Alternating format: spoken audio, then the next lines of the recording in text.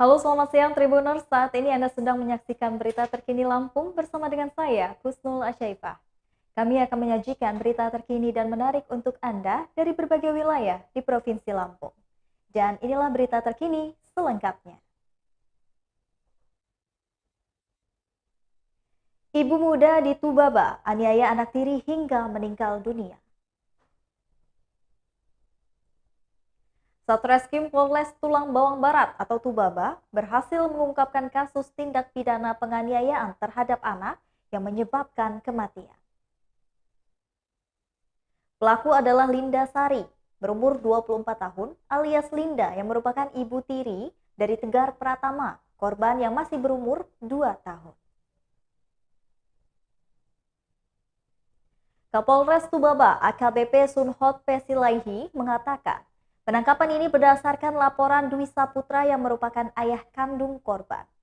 Laporan bernomor LP-B-408-10/2021-SPKT-Res Tubaba-Polda Lampung pada tanggal 17 November 2021.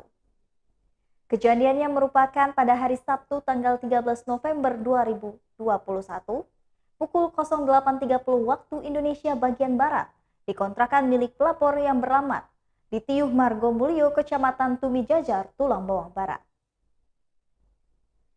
Terang Kapolres didampingi dengan Kasat Reskrim AKP Freddy Aprida Putra saat ekspos di Mapolres Tulang Bawang Barat pada Kamis 16 Desember 2021. Kapolres membeberkan, peristiwa penganiayaan yang menyebabkan korban meninggal dunia ini bermula ketika pada hari Sabtu tanggal 13 November 2021 sekitar pukul 8.30 waktu Indonesia bagian Barat. Di rumah kontrakan di Tiuh Margomulyo, RT atau RW 018005, Kecamatan Tumi Jajar telah menjadi kekerasan. Terjadilah kekerasan anak di bawah umur dan menyebabkan korban meninggal dunia. Ketika itu Linda berada di rumah kontrakan bersama dengan Tegar, anak tirinya. Lalu sekitar pukul 19.00 waktu Indonesia bagian Barat, Dwi Saputra, ayah kandung korban, berangkat untuk mengantarkan barang ke suatu tempat. Ayah korban ini memang bekerja sebagai supir mengantar atau pengantar barang. Jadi malam itu ayah korban berangkat dari jam 7 malam sampai dengan sekitar pukul 11 malam. Ujar dari Kapolres. Usai mengantarkan barang, lalu Dwi pulang ke rumah hampir pukul jam 12 malam. Saat pulang, ia melihat anaknya memang dalam kondisi dan posisi tidur di kasur di dalam kamar. Karena sudah malam, lalu dia pun istirahat, kata Sunhot. Malam kejadian itu memang tidak ada yang mencurigai. Situasi ketika ia terlihat biasa saja. Awalnya pelapor tidak mengetahui secara pasti bagaimana korban bisa meninggal. Karena pelapor tidak mengetahui kejadian tersebut, beber oleh Kapolres. Namun pada pagi harinya, ayah korban curiga terhadap korban yang tidur tidak kunjung bangun. Begitu dibangunkan ternyata korban sudah kaku, sudah meninggal, papar oleh Kapolres. Kemudian Dwi meminta tetangganya untuk mengangkat korban karena mengaku tidak tega. Pada saat itu dia melihat darah keluar dari mulut, hidung, sedikit dari mata dan juga telinga. Ia lalu melaporkan kejadian tersebut ke Mapolres Tubaba untuk ditindaklanjuti, ujar dari Kapolres. Sementara itu, saat terjadi, Linda, ibu tiri korban, merasa biasa saja. Dia tidak merasa tidak tahu atas kejadian yang menimpa korban. Lalu pada hari Selasa 30 November 2021 dilakukan pemeriksaan maraton terhadap Linda, ibu tiri korban. Berdasarkan alat bukti yang dipenuhi, maka dilaksanakan gelar perkara penetapan tersangka. Awalnya Linda ini mengelak pembunuhan itu mengarah pada dirinya, tapi penyidik terus mencecar dia. Kecurigaan penyidik mengarah ke Linda, papar oleh Kapolres. Setelah dicecar petugas, Linda mengaku telah membunuh korban. Motifnya karena kesal, sehingga menganiaya korban sampai meninggal. Ia membekap korban sampai kehabisan nafas, ungkap mantan Kasat Narkoba Polresta Jambi ini. Kapolres menjelaskan, berdasarkan Keterangan tersangka, dia mengakui telah membekap mulut dan juga hidung korban dengan kedua belah tangannya. Korban membekap mulut dan juga hidung korban selama 20 menit hingga korban tidak bernyawa, kata Kapolres. Mendampingi korban tidak bernyawa, tersangka lalu memiringkan tubuh korban ke arah dinding dengan posisi tidur. Tersangka lalu mengganjal tubuh korban dengan guling berwarna merah. Ini dilakukan tersangka agar tidak terlihat oleh ayah kandung korban jika dia telah meninggal. Setelah itu, tersangka sempat membersihkan telapak tangan yang terkena darah dari mulut korban di kamar mandi. Atas perbuatannya, tersangka bakal dikenakan jerat dengan pasal berlapis dengan ancaman hukuman seumur hidup. Tersangka bakal dijerat dengan Undang-Undang Nomor 35 Tahun 2014 tentang perubahan Undang-Undang Nomor 23 Tahun 2002 tentang perlindungan anak. Pasal 80 ayat 3 JO Pasal 76C Undang-Undang Republik Indonesia Nomor 17 Tahun 2016 tentang penetapan Perpu Nomor 1 Tahun 2016 perubahan kedua atas Undang-Undang Nomor 23 Tahun 2002 tentang perlindungan anak dan juga atau pasal 340 KUHP sub 338 KUHP.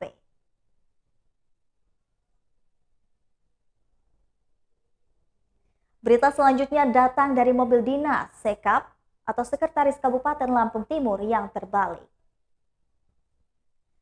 Terjadi kecelakaan lalu lintas atau laka lintas di Jalan Sukadana Lampung Timur, Jumat 17 Desember 2021. Diketahui kecelakaan tersebut melibatkan mobil yang ditumpangi Sekretaris Kabupaten atau Sekap Kabupaten Lampung Timur Muhammad Yusuf. Mobil Mitsubishi Pajero Sport dikabarkan mengalami kecelakaan tunggal. Peristiwa kecelakaan yang dialami Sekap Lampung Timur itu dibenarkan Kanit Laka Polres Lampung Timur Bribka Ferdi Chandra saat dihubungi pada Jumat 17 Desember 2021. Ya, benar. Pak Sekda Lampung Timur, Muhammad Yusuf kecelakaan, ujar Freddy Chandra. Saat ini kami sedang mengendalami kejadian di TKP, ujar dari Freddy Chandra. Sebelumnya diberitahukan, mobil dinas yang ditumpangi Sekretaris Kabupaten atau Sekap Lampung Timur atau Lamtim Muhammad Yusuf terbalik pada Jumat 17 Desember 2021 pagi. Mobil dinas Sekap Lampung Timur Muhammad Yusuf itu terbalik di Jalan Soekarno-Hatta, tepatnya di perempatan lampu lalu lintas Kota Met, Sukadana. Kepala Bidang Kewaspadaan Dini dan juga Penanggulangan Konflik Badan Kesatuan Bangsa dan Politik atau Kesbangpol Lamtim, Robin, mengungkapkan mobil dinas Sekap Lamtim atau Lampung Timur Muhammad Yusuf mengalami kecelakaan tunggal.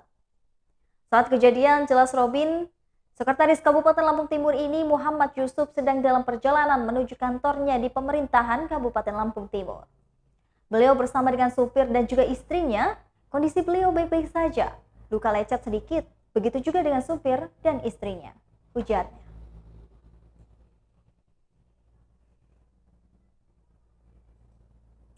UIN Raden Intan Lampung menjadi penyelenggara Muktamar ke-34 NU. Universitas Islam Negeri atau UIN Raden Intan Lampung menyiapkan ballroom yang memiliki kapasitas hingga 2.500 orang.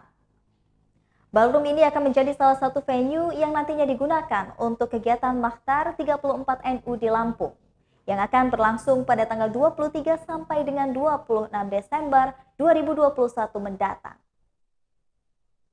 Tak hanya ballroom yang memiliki kapasitas ribuan orang, UIN Raden Intan Lampung juga menyiapkan gedung serbaguna utama, gedung serbaguna Fakultas Syariah, area sport center, 8 ruang kecil, dan juga Ma'dad Al-Jamaiyah.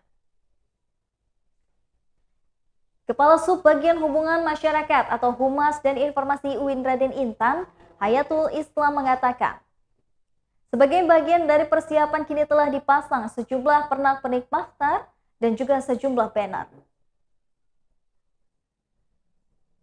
Pekan ini rencananya akan dipasang pernak-pernik Muktamar. Kalau sekarang belum, ujar dari Hayatul Islam. Hayatul mengungkapkan selain juga ballroom untuk gedung serbaguna di Fakultas Syariah, bisa menampung 500 hingga 1.000 orang. Sedangkan untuk Sport Center mampu menampung 1.000 orang dan untuk digunakan di pertemuan. Nantinya, lanjut dia, untuk rapat-rapat kecil telah disiapkan 8 ruangan dengan kapasitas 40 sampai dengan 70 orang di gedung akademik dan juga rektorat yang baru. Untuk opsi penginapan, kami menyiapkan Ma'had Al-Jami'ah untuk pesantren mahasiswa yang memiliki 3 gedung besar yang dapat digunakan oleh muhtamirin.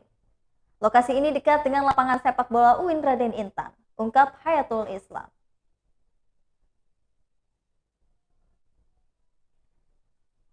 Kisah selanjutnya datang dari kakek dari Lampung Utara yang berbuat asusila terhadap cucunya. Di Kabupaten Lampung Utara, dugaan tindak asusila dilakukan oleh kakek korban, Par, warga Kota Bumi, Lampung Utara. Pasalnya, Par diduga melakukan asusila terhadap cucunya, Bunga, yaitu seorang balita berusia 3 tahun.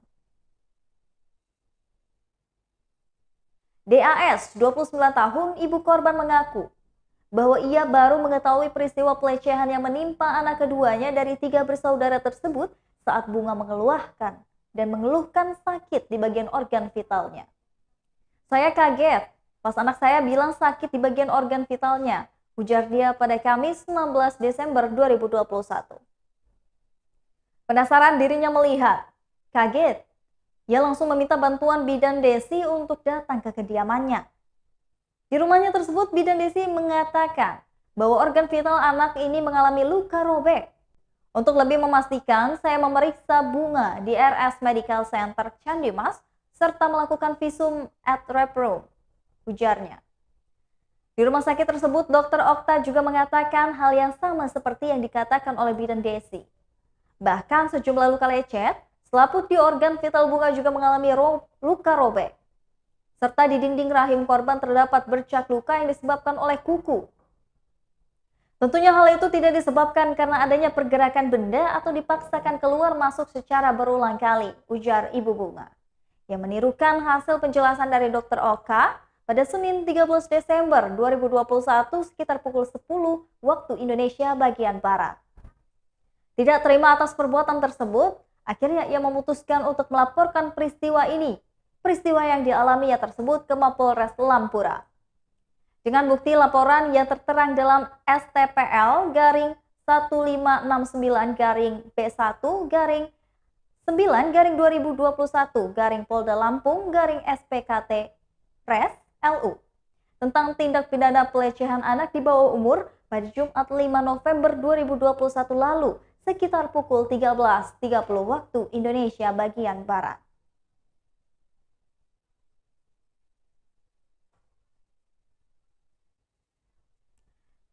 Terduga teroris diamankan Densus 88 di Bandar Lampung. Tim Densus 88 anti teror Mabes Polri mengamankan seorang terduga teroris berinisial D di Bandar Lampung pada Senin 13 Desember 2021.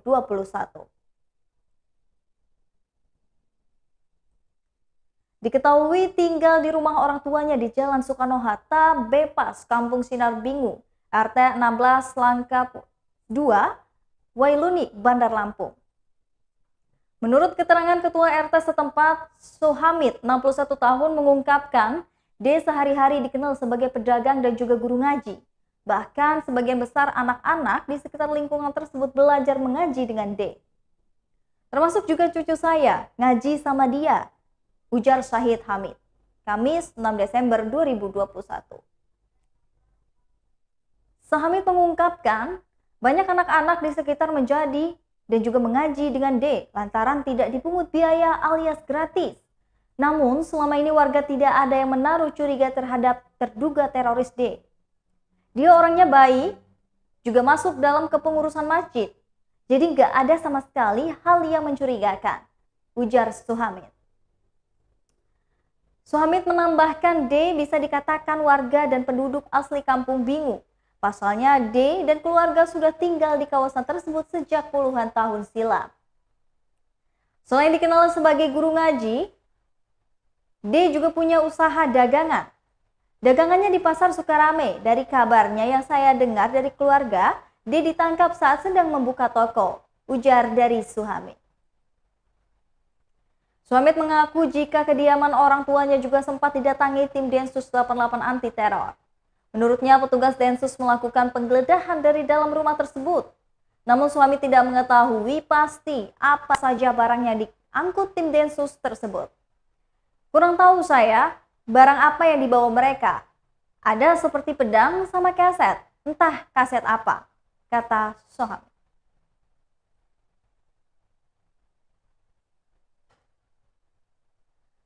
Siswi di Lampung Timur menjadi korban tindakan asusila. JM 53 tahun warga Kecamatan Batanghari, Lampung Timur melakukan perbuatan asusila dengan modus terapi pijat. Korbannya LES, 17 tahun, seorang siswi di Kecamatan Batanghari, Lampung Timur. JM yang berprofesi sebagai tukang pijat itu sudah diamankan polisi pada Rabu 15 Desember 2021 pukul 17.00 waktu Indonesia bagian Barat. JM melakukan tindak asusila terhadap LES dengan modus pijat tradisional terapi. Ujar dari Kapolres Batanghari AKP Syamsul Rizal pada Kamis 16 Desember 2021. Pelaku JM juga memang dikenal sebagai tukang urut atau pijat di lingkungannya, sambungnya. JM dikenal sebagai tukang pijat di Kecamatan Sekampung, Kabupaten Lampung Timur. Seorang siswi di Kecamatan Batanghari, Lampung Timur menjadi korban asusila. Tersangka berinisial JM 53 tahun warga desa Mekar Mulia, Kecamatan Sekampung, Kabupaten Lampung Timur. Kapolsek Batanghari AKP Syamsul Rizal mengatakan, JM diketahui melakukan perbuatan asusila terhadap LES 17 tahun. JM telah diamankan Polsek Batanghari pada Rabu 15 Desember 2021. Kemarin tepatnya pada Rabu 15 Desember 2021, kurang lebih pukul 17.00 waktu Indonesia bagian Barat, Polsek Batanghari menangkap JM, ungkapnya.